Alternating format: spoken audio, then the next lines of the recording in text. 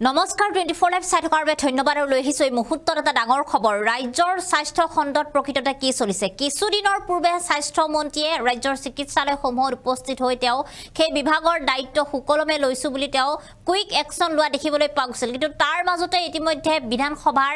Budget অধিৱেশনত স্বাস্থ্য খণ্ডক লৈ উঠোৱা প্ৰশ্নৰ এবাৰ অস্বস্তিত পৰিছে স্বাস্থ্য মন্ত্ৰী অশোক সিংহল কিয়নো লাহৰীঘাটৰ এজন বিধায়কে কৰা প্ৰশ্নৰ উত্তৰত এবাৰ উত্তৰ দিব পৰা নাই স্বাস্থ্য মন্ত্ৰী গৰাকী আৰু ইয়াৰ পিছতে অখিল গগৈয়ে তেওঁ উভতি ধৰাত আপুনি উকিল নেকি বুলি প্ৰশ্ন কৰাহে দেখিবলৈ পোৱা গৈছে স্বাস্থ্যমন্ত্ৰী গৰাকীক জনাইছো এই মুহূৰ্তত খবিশেষ আমি জনাইছো এই মুহূৰ্তত এটা গুৰুত্বপূৰ্ণ খবৰ ৰাজ্যৰ স্বাস্থ্য খণ্ডৰ শোচনীয় অৱস্থাক লৈ এবাৰ বিধানসভাত হুলস্থুলীয়া পৰিৱেশ এক হুলস্থুলীয়া পৰিৱেশৰ সৃষ্টি হৈছে বিধানসভাত চৰকাৰী হাস্পতালৰ দুৰ্দশাৰ ছবি দাঙি ধৰিলে কংগ্ৰেছী বিধায়ক আসিফ নাজাৰে লাহৰীঘাটৰ বিধায়কৰ প্ৰশ্নৰ এবাৰ অস্বস্তিত স্বাস্থ্যমন্ত্ৰী অশোক সিংহল অস্বস্তিত পৰিছে বিভূতিত পৰিছে স্বাস্থ্যমন্ত্ৰী গৰাকী আৰু অখিল গগৈ প্ৰশ্নত আপুনি উকিল নেকি বুলি উভতি ধৰিলে এবাৰ স্বাস্থ্যমন্ত্ৰী গৰাকীয়ে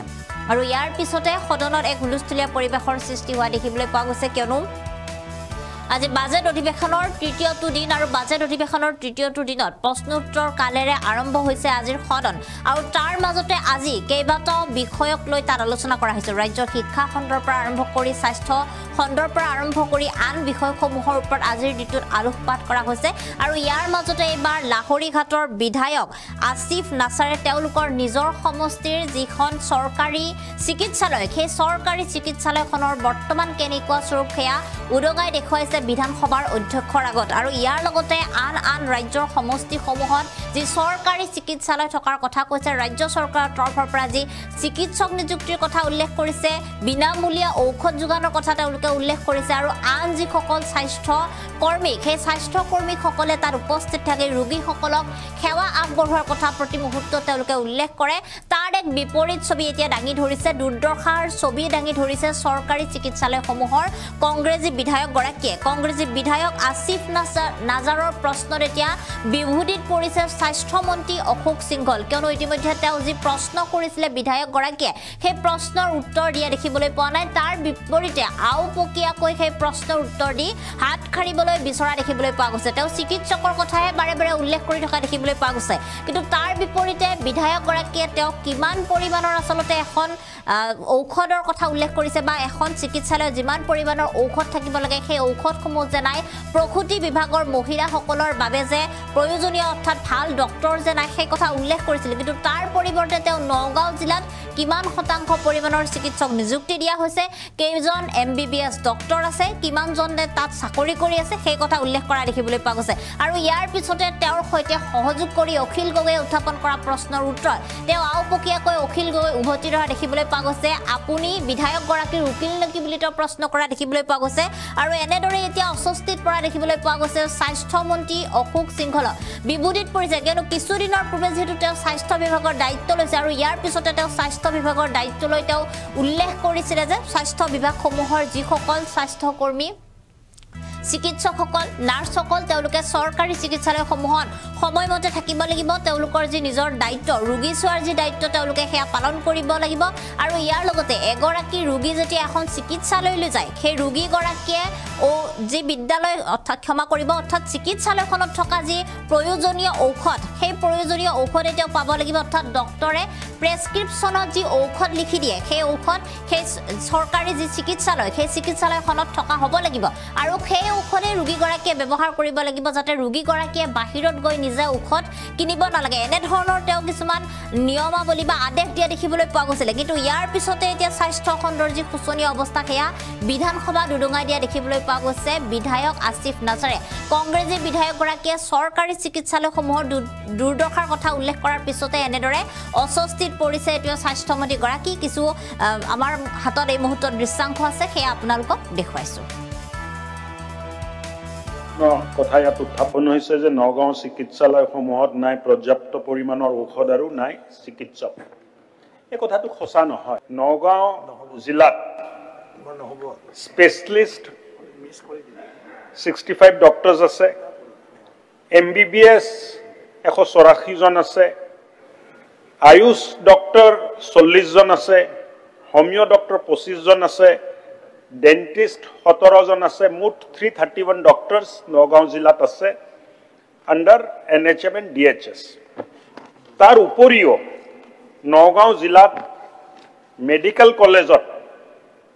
121 জন ডক্টৰ আছে। প্ৰাইভেট প্ৰেক্টিছ কৰা ডক্টৰৰ কথা মই বাদেও যদি দিওঁ, যেটো নেশ্যনেল ষ্টেণ্ডাৰ্ড এই মতে নগাঁও জিলাত 260 জন ডক্টৰ থাকিব লাগে। তাৰ বিপৰীতে নগাঁও জিলাত 452 জন ডক্টৰ আছে, অৰ্থাৎ প্ৰয়োজনতকৈ প্ৰায় 200 জন ডক্টৰ বিভাগে এক্সট্ৰাকে দি ৰাখিছে। তাৰ পিছত যদি কয় যে নগাঁৱত পৰ্যাপ্ত পৰিমাণৰ ডক্টৰ নাই, কথা মন্ত্ৰী ডাঙৰীয়া ইয়াত ডক্টৰৰ কথা অহা নাই, বস্তুটো চাওক, তাত ঔষধ নাই, বিনামূলীয়া ঔষধ পোৱা নাযায়। জিৰ' আৰ ৰিপ্লাই যিটো মোক দিলে অধ্যক্ষ মহোদয়, তাৰ বিষয়টো দিছে দৈনিক অগ্ৰদূত কাগজত যোৱা 16 ফেব্ৰুৱাৰী তাৰিখে প্ৰকাশিত বাতৰি শিৰোনাম, নগাঁও চিকিৎসালয়সমূহত পৰ্যাপ্ত পৰিমাণত ঔষধ নাই আৰু নাই চিকিৎসক। চিকিৎসকৰ কথা আপুনি ক'লে, এই তথ্যটো দিলোঁ, নগাঁৱৰ ডক্টৰৰ তথ্যটো দিলোঁ। নহয়, আপোনাৰ তাত যদি বেলেগ কিবা তথ্য আছে আৰু মোৰ তথ্য যদি ভুল হয় আপুনি মোক ক'ব, মই আকৌ মানে তদন্ত কৰি আপোনাক ক'ম। 2 নম্বৰ, মেডিচিনক লৈ বা ঔষধক লৈ এটা গুণা কথা মিডিয়াটো চলি থাকে, বেলেগতো চলি থাকে। মই আজি সদনৰ মাধ্যমত, আপোনাৰ মাধ্যমত অধ্যক্ষ মহোদয় স্পষ্ট কৰি দিব খুজিছোঁ, ইছেঞ্চিয়েল ড্ৰাগ লিষ্ট EDL বুলি কয়, প্ৰয়োজনীয় ঔষধৰ সূচী। এইটো বিভাগে ঠিক কৰি নিদিয়ে, এইটো চৰকাৰে ঠিক কৰি নিদিয়ে। DME ডাইৰেক্টৰ মেডিকেল এডুকেশ্যন, তেখেতসকল জ্যেষ্ঠ চিকিৎসকৰ কমিটি আছে। অসমত কি ঔষধ ইছেঞ্চিয়েল ড্ৰাগ লিষ্টত ৰাখিম, তেখেতসকলে এইটো ঠিক কৰি দিয়ে। 272 ড্ৰাগছ ঔষধি তেখেতসকলে ইছেঞ্চিয়েল ড্ৰাগ লিষ্টত ধাৰ্য কৰিছে। ডিষ্ট্ৰিক্ট হস্পিটেলত 272 ড্ৰাগছ থাকিব লাগিব, এইটো DME কমিটিয়ে ঠিক কৰি দিছে। তাৰ পিছত ডিষ্ট্ৰিক্ট হস্পিটেলৰ তলত যদি আপুনি যায় অধ্যক্ষ মহোদয়, BPHC, PHC, ষ্টেট ডিছপেঞ্চাৰী, SHC, তাত ড্ৰাগ লিষ্ট আছে 125টা। তাত 125 বিধ মেডিচিন এই হস্পিটেলবোৰত থাকিব লাগে। তাৰ তলত যদি আমি যাওঁ, আয়ুষ্মান আৰোগ্য মন্দিৰ, উপস্বাস্থ্য কেন্দ্ৰ, এইবোৰত 33 বিধ ঔষধি থাকিব লাগে। 33 types of medicine should be there in this kind of hospitals and centre. এতিয়া আপোনাক মই জনাব বিচাৰিছোঁ যে out of 272 essential drug list, Nagaon জিলাত 265টা ড্ৰাগ এই ড্ৰাগ লিষ্টৰ পৰা উপলব্ধ আছে। মাত্ৰ 7খন ঔষধি নগাঁও জিলাত নাই, বাকী 265 ড্ৰাগছ নগাঁও জিলাত উপলব্ধ আছে। তলত যদি মই যাওঁ, BPHC, PHC, CHC 125 বিধ থাকিব লাগে, 120 বিধ আছে। আয়ুষ্মান আৰোগ্য মন্দিৰত যদি মই যাওঁ, 33 বিধ ঔষধ থাকিব লাগে, 31 বিধ আছে। চ' ঔষধি নাই বুলি এই কোৱাটোও ঠিক নহয়। আৰু মাননীয় সদস্যই কথা কওঁতে আৱেগিক হৈ কৈ গ'ল যে GMCত যিটো ফাৰ্মেচী আছে, এই ফাৰ্মেচীত ঔষধ ল'লে মানুহ কোনোদিন ভাল হৈ ওলাই নাযায় GMCৰ পৰা। মই ভাবোঁ বিৰোধীয়ে চৰকাৰক সমালোচনা কৰক, কোনো আপত্তি নাই। যিমান টান কথা ক'ব লাগে বিভাগৰ মন্ত্ৰী হিচাপে মোক টান কথা কওক, মোৰ আপত্তি নাই। কিন্তু চিকিৎসকসকলক তেনেকৈ ক'লে তেখেতসকলে মনত কষ্ট। ডাঙৰীয়া, মই মেডিচিনৰ কথা কৈছোঁ, চিকিৎসকৰ কথা কেতিয়াও কোৱা নাই। মই নিজে এজন চিকিৎসক, মই চিকিৎসকৰ কথা কেতিয়াও নকওঁ। মই মেডিচিন পোৱা নাযায়। আপুনি চব কথাতে ডাইলিউট কৰি গৈ আছে। তেখেতে ঠিকে প্ৰশ্নটো সুধিছে, আপুনি উল্টা উত্তৰ দিয়ে ডাইলিউট কৰি গৈ আছে। ডাঙৰীয়া, আপুনি তেখেতৰ উকিল নেকি? নে আপুনি উকিল নেকি তেখেতৰ? নে উকিল যদি হয় এফিডেভিট এটা দিয়ক প্লিজ। তেখেতৰ কথা বাদ দিয়ক, শুনক। মুখ্যমন্ত্ৰী ডাঙৰীয়া নিজে কৈছে চিকিৎসালয়ত চিকিৎসকে যি মেডিচিন থাকিব তাকে লিখিব লাগিব। ক'ত ক'লে? আপুনি নিজে চাই লওক। ক'ত ক'লে? ক'ত ষ্টেটমেণ্ট ক'ত আছে? 2 দিনমান আগত মুখ্যমন্ত্ৰী ডাঙৰীয়াই কৈছে যে চিকিৎসালয়ত যিবোৰ আপোনাৰ মেডিচিন থাকিব সেইবোৰ দিব লাগিব। মুখ্যমন্ত্ৰীৰ নামত বহক, মই বুজাই দি আছোঁ আপোনাক, বুজাই দি আছোঁ, বহক। কৈছে বহক মই বুজাই দি আছো মুখ্যমন্ত্ৰী মহোদয় মই বৰাক ভেলী টুৰত যাওঁতে কৰিমগঞ্জ ডিস্ট্ৰিক্ট হস্পিটেলত গৈছিলো হস্পিটেল ভ্ৰমণ কৰি যেতিয়া মই ওলাই আহিছিলো সাংবাদিকে মোক প্ৰশ্ন কৰিলে যে মন্ত্ৰী মহোদয় হস্পিটেলত মেডিচিন নাই যাওঁতে মই খবৰ লৈ গৈছো হস্পিটেলত মেডিচিন আছে বুলি ক'লে মই তাতে বিচাৰি দিলো যে কোনে মেডিচিন নাই বুলি ক'ব খোজে মোক প্ৰেছক্ৰিপশ্যনটো দিয়ক প্ৰেছক্ৰিপশ্যন মোৰ হাতত দিলে দিওঁতে দেখিলো যে প্ৰেছক্ৰিপশ্যনত ব্ৰেণ্ডেড মেডিচিন লেখা আছে চৰকাৰৰ নিয়ম হল আউট অফ 272 মেডিচিন যিবিলাক জেনেৰিক মেডিচিন আছিলে জেনেৰিক নামতে মেডিচিন লিখিব লাগে ব্ৰেণ্ডৰ নামত মেডিচিন লিখিব নালাগে এটো নিৰ্দেশ চৰকাৰৰ তৰফৰ পৰা আছে ব্ৰেণ্ডেড মেডিচিন যেতিয়া লিখি দিয়ে চৰকাৰে ব্ৰেণ্ডেড মেডিচিন নানে চৰকাৰে জেনেৰিক মেডিচিন আনে paracetamol is a generic name brand is correct কি ক্ৰচিন এটা ক্ৰচিন যদি কোনবাই লিখি দিয়ে সৰকাৰি চিকিৎসালয় বা সৰকাৰি ফাৰ্মেসিত ক্ৰচিন নাপাব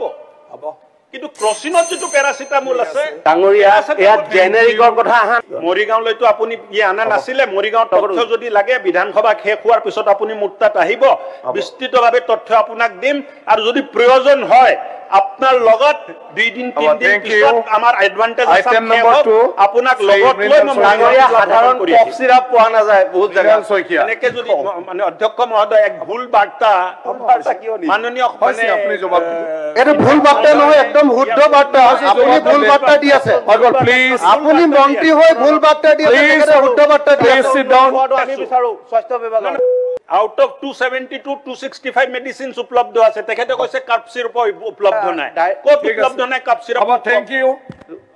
কোত নাই কাপ সিরাপ উপলব্ধ নাই 0 hour is over আপুনি এটা now 54 মেডিসিন rule 54 সেমিনার সকিয়া নাম কোত উপলব্ধ নাই মই আপোনাক এতিয়া খবৰ কৰি দিম যে নগাঁও চিকিৎসালয়সমূহত নাই পৰ্যাপ্ত পৰিমাণৰ ঔষধ আৰু নাই নগাঁও জিলাত 65 ডক্টৰছ আছে MBBS 184 জন আছে আয়ুষ